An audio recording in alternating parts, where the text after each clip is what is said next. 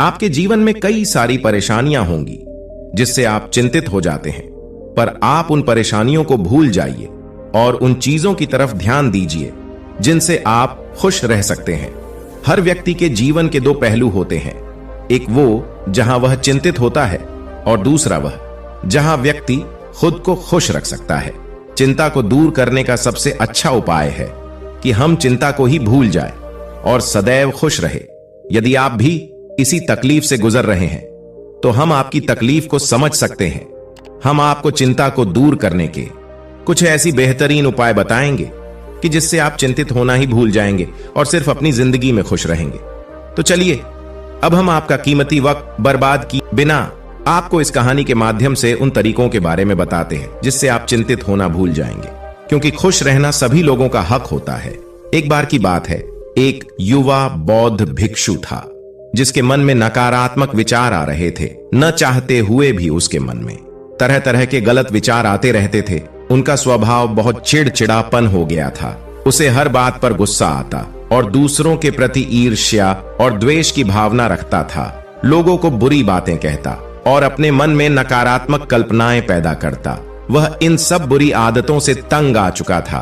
उसने कई तरह की कोशिश की और अपने आप में इन बुरे विचारों को दूर करने के लिए बहुत प्रयास किए, लेकिन कोई भी तरीका काम नहीं कर रहा था। आखिर एक दिन वह परेशान हो गया और उसने अपने गुरु के पास जाने का फैसला किया। गुरु बहुत ही बुद्धिमान और आत्मज्ञानी व्यक्ति थे। युवा साधु ने गुरुदेव से पूछा कि गुरुदेव, मैं मन से नकारात्मक विचारों को कैसे दूर कर सकता हूं? गुरुदेव ने उत्तर दिया कि नकारात्मक विचार बादलों की तरह होते हैं जो स्वच्छ आकाश को फीका कर देते हैं। अगर आप साफ आसमान देखना चाहते हैं तो इन बादलों को हटाना होगा, ठीक है? अगर आप अपने दिमाग से नकारात्मक विचारों को खत्म करना चाहते हैं तो सबसे पहले आपको अपने नकारात्मक विचारों के मूल कारण को पहचानना और नष्ट करना होगा। गुरु की यह बात युवा साधु को ठीक से समझ नहीं आई, इसलिए उसने गुरु से इसे थोड़ा विस्तार से समझाने का अनुरोध किया। तब गुरु अपने शिष्य को कहानी सुनाने लगे। एक बार एक आदमी जंगल से गुजर रहा था तो उसने रास्ते में एक सांप देखा। सांप को देखकर वह व्यक्ति डर गया और वहां से भागने लगा। जैसे ही उसने दौड़ना शुरू किया, उसका पैर पत्थर से टकरा गया और वह नीचे गिर गया। उसने खुद को बुरी तरह जख्मी कर लिया। जब वह उठा और पीछे मुड़कर देखा तो पाया कि वह सांप नहीं बल्कि सांप के आकार की एक लकड़ी थी जो सड़क पर पड़ी हुई थी। उसे देखकर उस व्यक्ति को एहसास हुआ कि उसके नुकसान का कारण सांप नहीं बल्कि उसका डर और नकारात्मक विचार है, जिस कारण वह घायल हो गया। कहानी समाप्त करके गुरु ने उस युवा भिक्षु को बताया कि मन के नकारात्मक विचार जिस कारण वह घायल हो गया। कहानी समाप्त करके गुरु ने उस युवा भिक्षु को बताया कि मन के नकारात्मक विचार इस कहानी में सांप की तरह है, जो आपकी समस्या का मूल कारण नहीं है बल्कि आपके नकारात्मक विचारों का कारण, बेपरवाह भावनाएं और अतीत के हिस्से हैं जो नकारात्मक विचार और क्रोध के रूप में सामने आते हैं।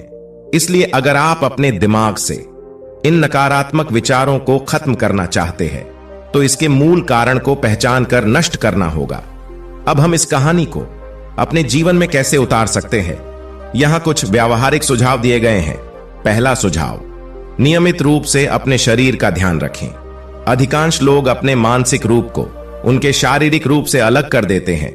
हालांकि एक पल लेकर जांच करना और मानसिक रूप से अपने शरीर को स्कैन करके समझना उपयोगी हो सकता है कि कैसे आपको तनाव प्रभावित कर रहा है। अपनी पीठ पर लेटे या फर्श पर अपने पैरों के साथ बैठें। अपने पैरों की उंगलियों से शुरू करें और अपने सिर तक काम करें और ध्यान दें कि आपका शरीर कैसा महसूस करता है और कहां तनाव है। उनमें कुछ भी बदलने या उन तनाव क्षेत्रों को ढीला करने का काम नहीं करें, सिर्फ उनसे अवगत हो जाए। कुछ मिनटों के लिए लेटकर आराम करें और ऊपर से नीचे तक अपने शरीर के सभी क्षेत्रों में सांस लें। दूसरा सुझाव, दिमागीपन का अभ्यास करना है। अपने विचारों और भावनाओं से अवगत रहें और देखें कि आपके अंदर क्या चल रहा है और आप अपने आसपास की घटनाओं को कैसे संसाधित करते हैं। अपने जिद्दी दिमाग में आने वाले हर नकारात्मक विचार की जड़ का पता लगाने की कोशिश करें तीसरा सुझाव, अपने अतीत की बुरी यादों और घटनाओं को स्वीकार करना। अतीत की नकारात्मक घटनाओं के कारण आपके लिए वर्तमान में जीना भी मुश्किल हो सकता है। परेशान करने वाली यादों के कारण आपके लिए सोना या दिन गुजारना भी मुश्किल हो जाता है। आपके जीवन में कोई समय ऐसा जरूर आएगा जब आपको अपने अतीत को भूलना ही पड़ेगा, नहीं तो आपका अतीत ही आपके भविष्य की कहानी को लिखेगा, और ऐसा आप कतई नहीं चाहेंगे। यह सब जानते हुए भी हम जिस तरह से सोचते हैं, बात करते हैं या इस दुनिया को देखते हैं, उसमें हम हमेशा अपने अतीत से प्रेरित होते हैं, या सच कहा जाए तो अपने अतीत को धो रहे होते हैं। अतीत की यादों से घिरे रहने की समस्या को मैनेज करना बिना अंत का अता पता चले किसी तनी हुई रस्सी पर चलते जाने के समान है। अगर आप घटनाओं को क्रम से देखें और अपने दिमाग को खुला रखेंगे तो यह संभव है कि आप अपने अतीत को अपने अस्तित्व के एक हिस्से के रूप में स्वीकार कर सके। आप ऐसी नकारात्मक आदतों को पीछे छोड़ सकते हैं जो आपको उन सपनों से बांध के रखती है जो कभी पूरे नहीं हुए, या फिर उन वादों की याद दिलाती रहती है जो तोड़ दिए गए थे। चौथा सुझाव, आभारी होना। अपने जीवन के सकारात्मक पक्ष पर ध्यान दें और आपके पास जो कुछ भी है उसके लिए ब्रह्मांड को धन्यवाद दें। आभार व्यक्त करने से हमारे दृष्टिकोण में सुधार होता है और हमारे अंदर से नकारात्मक भावों को दूर करता है। पांचवा सुझाव, जो लोग आपको तनाव देते हैं उन लोगों के साथ अपने संबंधों को कम करें।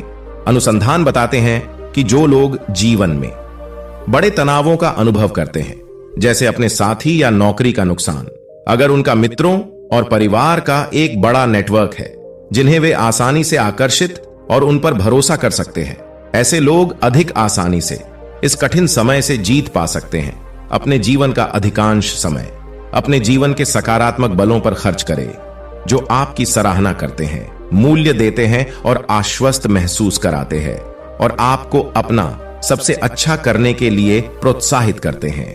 अगर आपके जीवन में कोई आपको हर समय तनाव देता है तो शायद आप उस व्यक्ति के बिना ही बेहतर कर सकते हैं। बेशक आप एक तनाव उत्प्रेरक सहकर्मी को दूर रखने में सक्षम नहीं हो सकते, लेकिन आप निश्चित रूप से दैनिक आधार पर तनाव देने वाले लोगों के साथ अपने संबंधों को कम करने की कोशिश कर सकते हैं।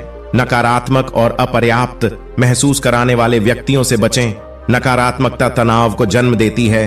अपने जीवन में नकारात्मक लोगों के साथ अपने संपर्क को कम करने की कोशिश करें। जो लोग आपका समर्थन नहीं करते, अकेले रहने के बजाय उनके साथ रहने की तुलना में आप अधिक तनाव महसूस कर सकते हैं। छठा सुझाव, विशेषज्ञों की मदद लें। तनाव से स्वयं निपटने में कठिनाई आ सकती है, जरूरत पड़ने पर मदद लेना ठीक होता है। अपने चिकित्सक से उस तनाव के बारे में बात करें जिसे आप महसूस कर रहे हैं और उन्हें बताएं कि यह आपको कैसे प्रभावित करता है। सातवां सुझाव, अपने और दूसरों के प्रति दयालु होना, क्योंकि नकारात्मक विचार आत्मदुष्टता और आत्मतुलना से उत्पन्न होते हैं। हम अपने भीतर करुणा लेकर अधिक सकारात्मक और संतुष्ट जीवन जी सकते हैं। संक्षेप में यह कहानी हमें सिखाती है कि नकारात्मक विचार हमारी समस्याओं का मूल कारण नहीं है। असली समस्या हमारे भीतर गहरी है।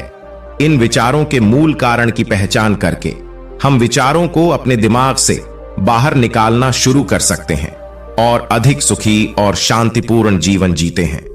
हमेशा याद रखें, कहानी में इस सांप की तरह हमारे अधिकांश विचार केवल एक भ्रम है। हम अपने दिमाग में क्या बनाते हैं, दूसरा पूरा हुआ तो तीसरे की तरफ, और इस तरीके से वो अपने लक्ष्यों को पाने के लिए जिंदगी भर गोल गोल घूमता रहता है। इसीलिए जो व्यक्ति अति महत्वाकांक्षी होता है, जिसने बड़े बड़े लक्ष्य बनाए होते हैं, वह वर्तमान में कभी रह ही नहीं पाता। उसका मन सदैव भविष्य की योजनाएं बनाने में ही व्यस्त रहता है। उसका शरीर तो वर्तमान में रहता है, लेकिन मन भविष्य में ही रहता है, जिससे मन और शरीर के बीच दूरी पैदा हो जाती है और वह तनाव भरी जिंदगी जीने लगता है। अपनी जिंदगी में लागू करें। सुनते रहिए। धन्यवाद।